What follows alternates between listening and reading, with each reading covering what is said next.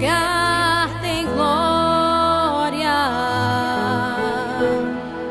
nesse lugar tem poder, nesse lugar tem fogo, fogo pra te aquecer. Nesse lugar tem azeite, nesse lugar tem unção, nesse lugar tem mistérios. Glorifica, meu irmão.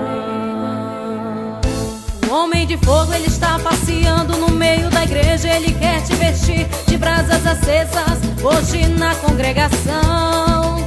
Ele está passeando no meio do templo para te encher. Esse varão é varão de poder e quer renovar você.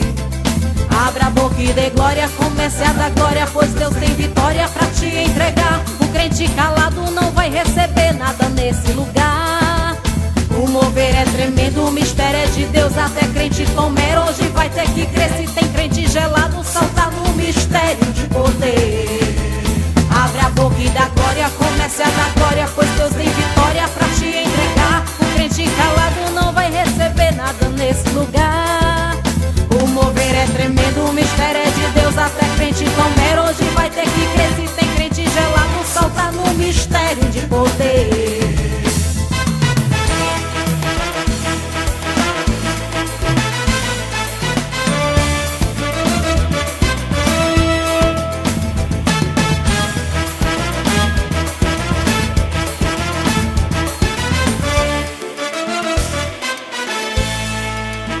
O homem de fogo, ele está passeando no meio da igreja. Ele quer te vestir de brasas acesas hoje na congregação.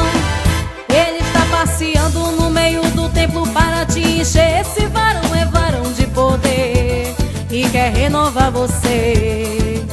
Abre a boca da glória, comece a dar glória, pois Deus tem vitória pra te entregar. O crente calado não vai receber nada nesse lugar. O mover é tremendo, o mistério é de Deus. Até crente comer hoje vai ter que crer. Se tem crente gelado, solta no mistério de poder. Abre a boca e dê glória, pois Deus é da glória, pois Deus tem vitória pra te entregar. O crente calado não vai receber nada nesse lugar. O mover é tremendo, o mistério é de Deus. Até crente comer hoje vai ter que crer. Se tem crente gelado, solta no mistério de poder. O homem de fogo, ele está passeando no meio da igreja. Ele quer te vestir de brasas acesas hoje na congregação. Ele está passeando no meio do templo para te encher. Esse varão é varão de poder e quer renovar você.